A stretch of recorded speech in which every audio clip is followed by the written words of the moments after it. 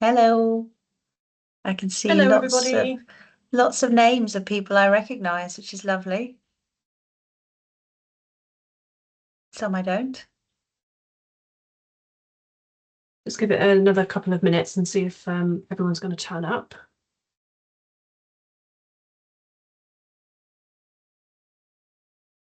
Is the chat function working, Kath?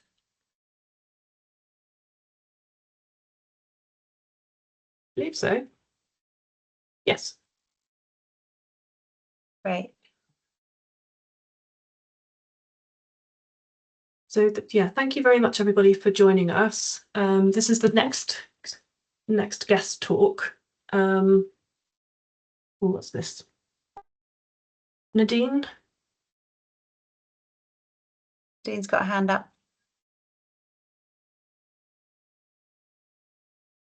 Nadine, I think you might need to type into the chat if you can. I'm not sure the mic is working for everybody. Apologies for joining late. Effie, we'll hand over to you then. Yes. Hello, everyone, and apologies for, as I just said, for joining late. But welcome to this lunch and learn session, which I think is the last one we're doing this year. So, Claire, you're very honoured to be our run into Christmas on the 1st of December, which is great. So a little bit of housekeeping first of all for everyone. The session is going to be recorded, so everyone's got their cameras off anyway. But if there's any issues with us recording the session, please do shout now. And if you could keep any questions until the end, that will give Claire a chance to run through her piece, and then hopefully we'll have a good discussion afterwards. Just a little bit about Claire. So Claire, I hope I'm not going to embarrass you by saying this. You're membership experience manager at the Chambers, and I think quite a visionary, sort of passionate person. Certainly, when you stand up in front and welcoming people to various events and all that sort of thing, that very much shines through. But particularly interested in strategic leadership, operational excellence, and working very closely with stakeholders. Bring a good and deep expertise in business development and event strategy and partnerships, and you do a lot around sort of pushing innovation, delivering value, and championing inclusive growth across the Southwest. So today's talk is about the Chamber and strategy for growth, including a piece around the State of the Nation report and an overview of plans for 2026. So I hope that's accurately summed up, Claire, what you're going to say. And I'll hand over to you, and then I'll come back in towards the end to do the questions. Fantastic. And thank you very much for inviting me on, and welcome to December, everybody. It feels like the year has flown by.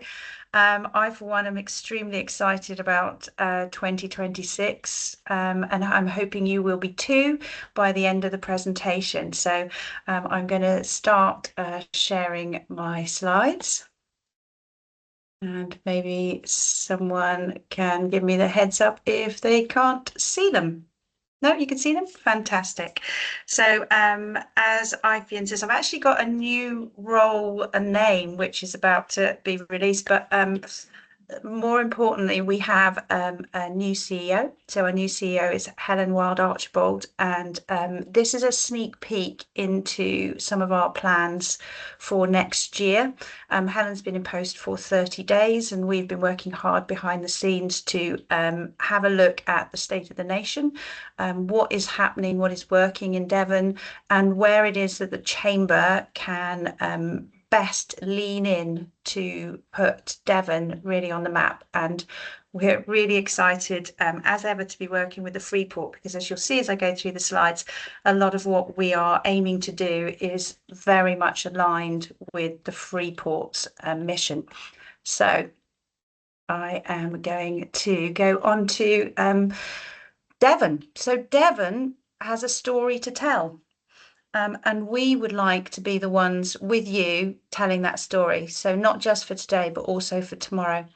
And what we're really trying to do is, as the strapline says, is look at really meaningful, deep, local connections, and then positioning that with regional strength, bringing in the national voice and collectively working to have global reach. So as you say, it really does align with most of what the Freeport is trying to do as well. So looking forward to having more conversations with you about how we do that collectively together. So at the moment, I think if you're not in Devon, if you're outside of Devon, it's known for its beauty, coastlines, moorland. We were chatting about that before you joined the call. Our historic cities, rural landscapes, whether you put your jam on first or second. But for those of us who actually live and work here, we know how much more there is to the county than just being somewhere to admire and maybe come to on holiday, or in some cases even just pass through on holiday. So for us, Devon is actually a county of doers and of thinkers. We're entrepreneurs, we're educators, we're innovators, we're makers, and we're problem solvers. The people here have deep roots. That doesn't mean that they were all born and raised here and are, 10th generation. But when you move to Devon, you really do find that you connect with it. That's certainly the case for me. I moved here in 1997, and I think it's the first place I have really felt at home. And we've got bold ambitions and a commitment to build something better for our communities and for our country and our county. And the world at the moment is changing at unprecedented speed. And so Devon's not just a place to pause and to come on holiday. It's a place that is pushing forward and a place that protects what matters and creates what is coming next. So we've got food producers, defence, security specialists, advanced manufacturing, digital pioneers, world-class educators, to name just a few.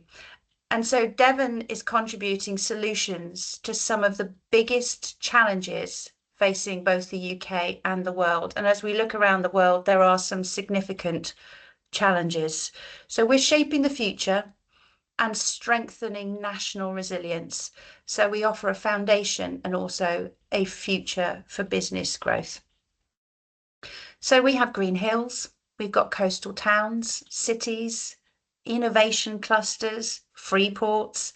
Businesses are developing the answers to food security, building technologies that enable national preparedness. So I saw Lisa was on the call. So Team Plymouth is a huge part of that. And at the same time, generating the green energy that's going to power tomorrow's digital manufacturing and service economies. But we do it with purpose, for our people, for our place, and ultimately for our planet, for inclusive growth, for better skills and better jobs. And skills is something that we are passionate about and will be working hard on, but in collaboration right across the county. And we want a Devon where opportunity is shared and not concentrated. And we want this to be our Devon. We want it to be a county that's based on ambition, but grounded in collaboration. And it's collaboration that is going to be the key. We want to make sure that we are, as a chamber, working collectively and collaboratively with all the stakeholders. So we're, again, working hard behind the scenes to make sure that we build a really robust stakeholder map. If you are not already talking to us, I would actively encourage you to reach out, because what we want is to make sure that when we join the dots, that we don't duplicate effort. There are so many people doing so many incredible things across the county, but there is also a lot of duplication of effort. And we want to make sure that we can work together to move forward faster, bring together all that shared experience, all that shared knowledge, all those shared skills, so we can move this forward at pace. And that's what's needed now. So it's going to be a place where business is done with integrity, not just for today, but for the generations that will follow. And the Freeport is a is a perfect example of this. The Freeport has been created to be able to create high quality local jobs through innovation and inward investment, and that's what we're looking to do too. So what is the Chamber's mission going forward? What is it that we're trying to do? We want to unite, empower, and advocate for Devon businesses by connecting our sectors, cities, countryside, coast, championing growth, sustainability, and innovation. I know Nadine's on the call, so again, BCR are another organisation that we'll be working really closely with to support that part, and providing data-driven support that strengthen businesses of all sizes, improve skills, and create better life chances for all. Helen again and Ronnie in our teams are real digital experienced individuals, much better than I am myself. And so a large amount of work is being done at the moment to get the actual information and the actual data that we need to understand where we are at the moment and how we can use that to drive forward in the right direction. So in short, we want to unite, grow, empower Devon's businesses through connection, innovation, insight, support, and advocacy.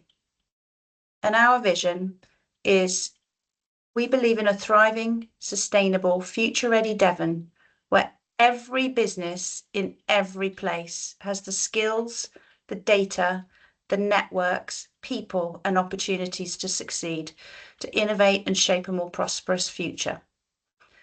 Now that's going to take some work. The data is one of the first pieces and skills is one of the next, but it's understanding where we are and where we start at the moment.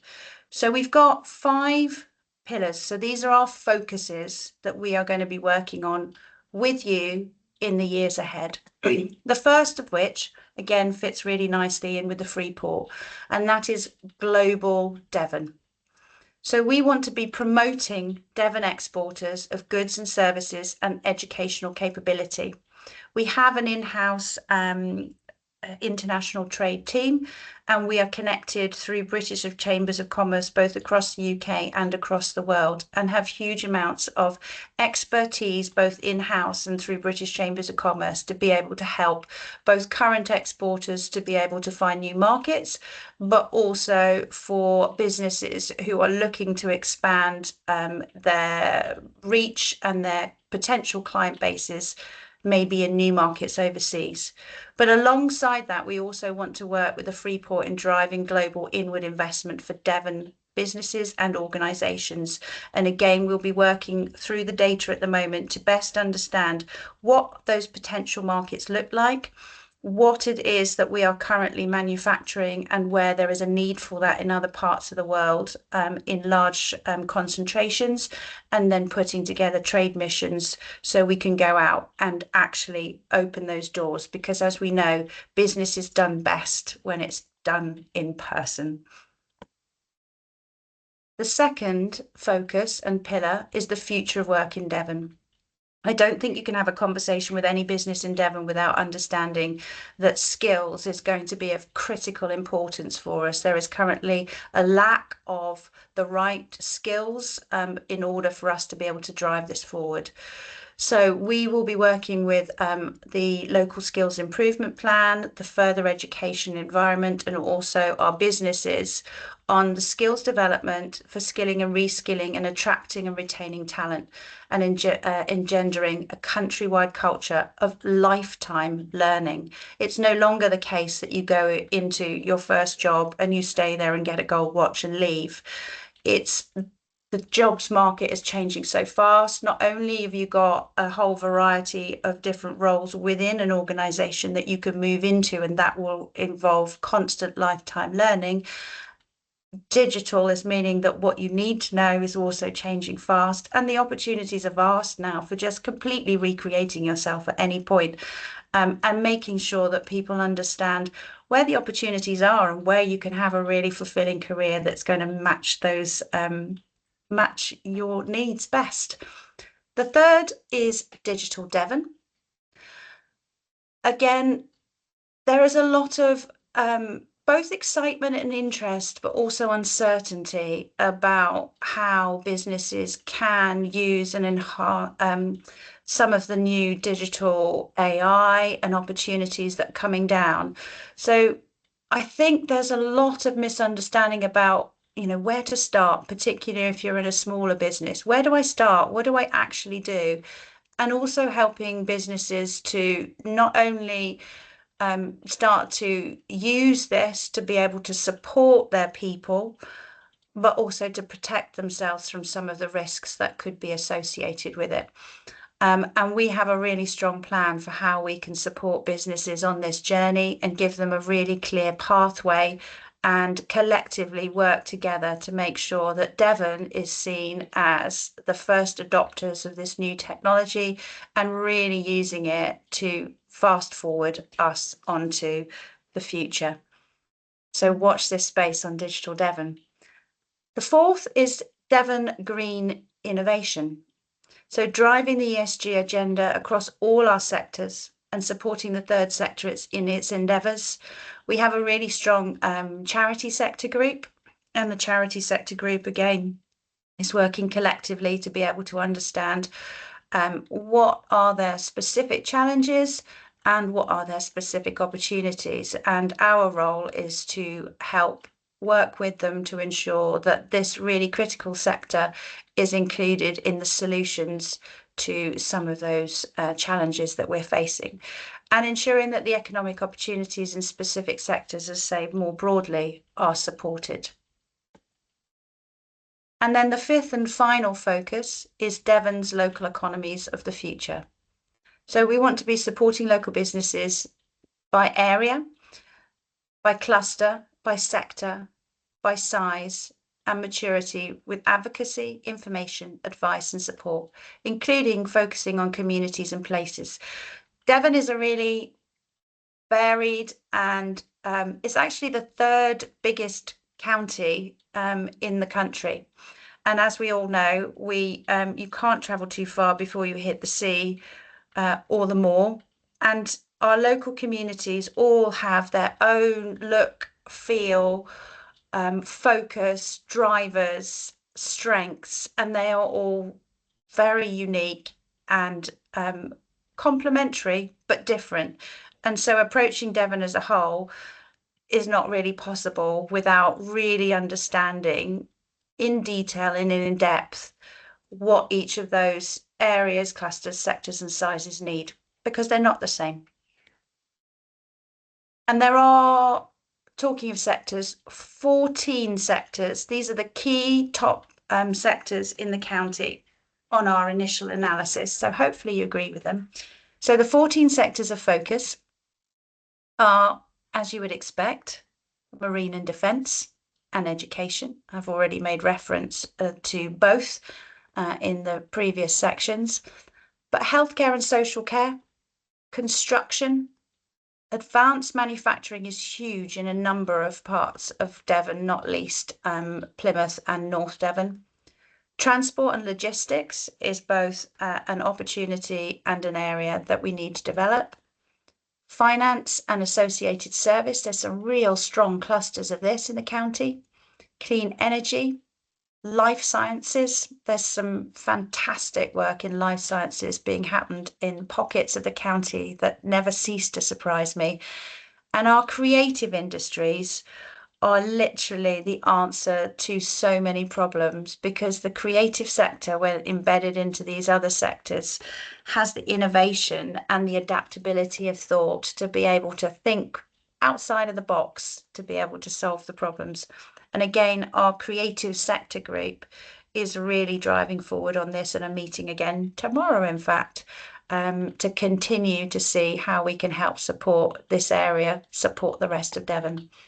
We then have digital and technology, professional and business services, hospitality and tourism, and farming and food.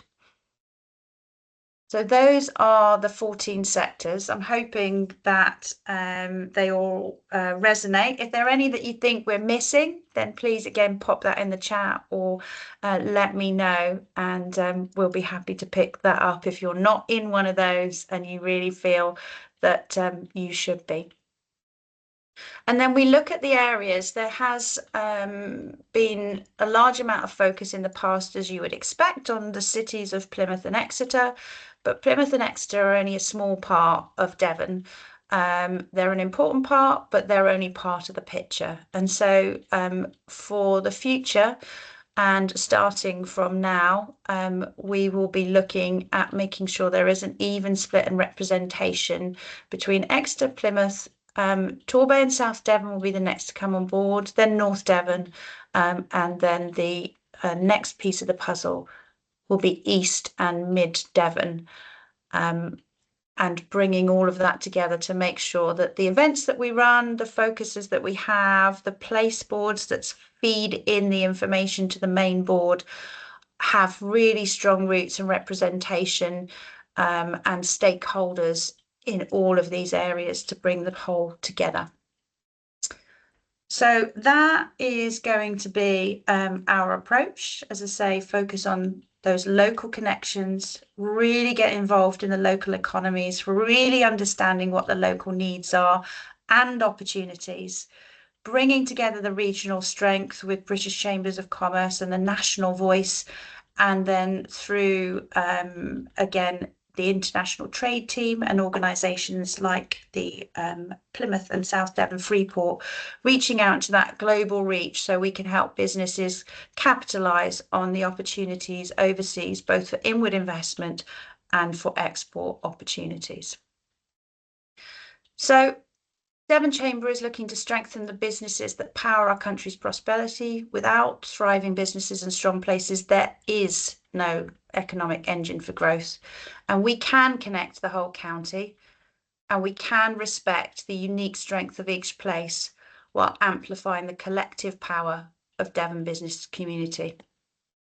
So as the voice of businesses across all sectors and sizes, we will connect, champion and support the leaders of today and tomorrow by improving skills, developing courses, working with further education providers and skills providers.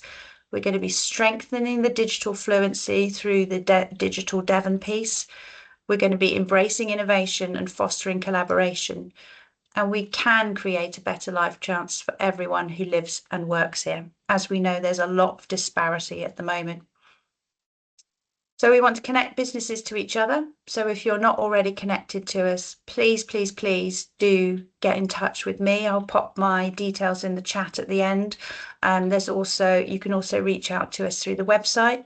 We want to work with our local skills improvement plan to help, and our further education providers to educate through training, insight, skills development and future focused programs. There's going to be a lot more guided and bespoke education and training that businesses really need, both at a leadership level, but also at that grassroots level. And we're going to champion the needs and successes of our members locally, regionally and nationally. And we can really make a difference when it comes to lobbying and being a large voice.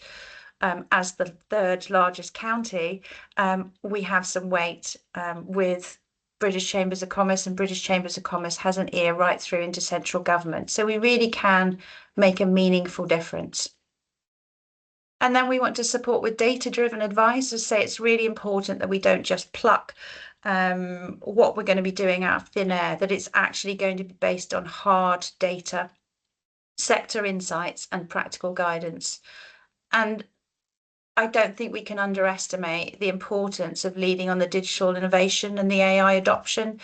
There are some real simple steps that we can do to help sort of demystify this area. As I say, I speak to a lot of businesses, and whilst there is a level of excitement, there is also a level of utter confusion about where do I start. I hear that there's risks. What are they? And what's step one? What do I do on day one to move this forward? I think the Freeport would agree that attracting inward investment and opening up new markets to our members is absolutely critical for the success of the Freeport and also the region, and also empowering businesses to achieve their goals and build a stronger Devon. So I've sort of rattled through that, but I don't know if anyone wanted to take the time for any questions. And I would also like to say that on January the 22nd, we have an event that will again go through this in more detail. We will be inviting all of our members and all of the stakeholders in Devon, both public and private sector, to an event which will be chaired by Helen, our new CEO. We'll be running through this in more detail. We will have all of our boards present, so there'll be representation from the Devon board, but also those absolutely vital place boards in Exeter, Plymouth, representation from North Devon and also from Torbay. So you'll get to meet people who will be developing this strategy going forward. And also you'll have the opportunity to put yourself forward to be involved and have a meaningful part in what we're looking to do. So I am going to stop the slideshow now and stop sharing and see if anyone has any questions. Great. Thank you, Claire. That's very good, actually. There's a lot in that. So can I go first? Please do. With the question, use my prerogative. I was really struck by what you said at the beginning about how people feel about Devon. And a lot of people obviously not born here, but move here and stay here for the long term. And there's a lot of passion amongst people for Devon. That's one of the consistent things I think that stands out from all the various people I talk to. And I just wondered how best in this approach you outlined to tap into that passion. If we're trying to attract inward investment and promote the county and so on, not just nationally but internationally, we've probably got, I don't know how many nascent ambassadors here who can evangelise on our behalf. So how best might we sort of mobilise that kind of enthusiasm and that passion, do you think? I think in the first instance, it goes back to that collaboration. So really understanding who these ambassadors are and trying to bring everyone together to do it collectively. As I said at the beginning, there are, as you've just said, huge numbers of both organisations and individuals who are absolutely passionate about their business. They're absolutely passionate about their part of Devon. They're absolutely some passionate about Devon as a whole, but maybe less so, more their sense of place of which part of Devon they come from. But there is a lot of duplication of effort as a result. And,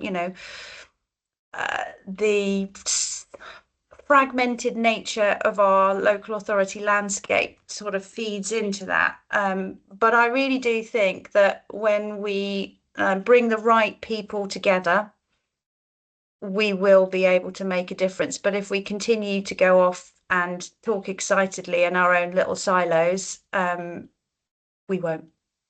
Yeah, so something around critical mass and that has cut, because everywhere's trying to do the same thing, aren't they? That's kind of, and I think you get those ambassadors, they have that personal perspective, that personal passion, and some of the uniqueness about what Devon has to offer really starts to then come through from getting people like that involved. And we've seen it in some of the people who are sort of off their own back promoting the Freeport, and that's providing a bit of momentum to us too. So yeah, okay. So I jumped in there as the chair's prerogative. Do any other sort of questions or observations from people on what Claire's just run through? Just on a practical front, Claire, will you be sharing those slides, or are you going to wait until you've done your event? Let me just check. I don't see any reason why we shouldn't share those slides. I don't think there's anything.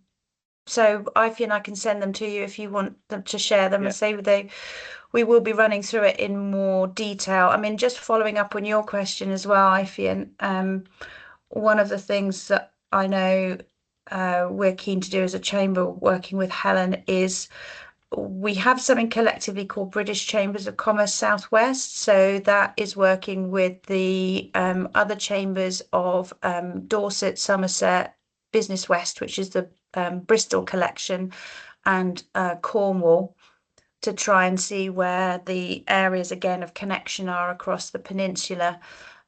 Yeah, I do know where the meeting will be hosted in January. It's going to be at Newton Abbot Racecourse, and it's 9:30 till 12:30. I'll pop the link in the chat for everyone, so you can get booked on and join us.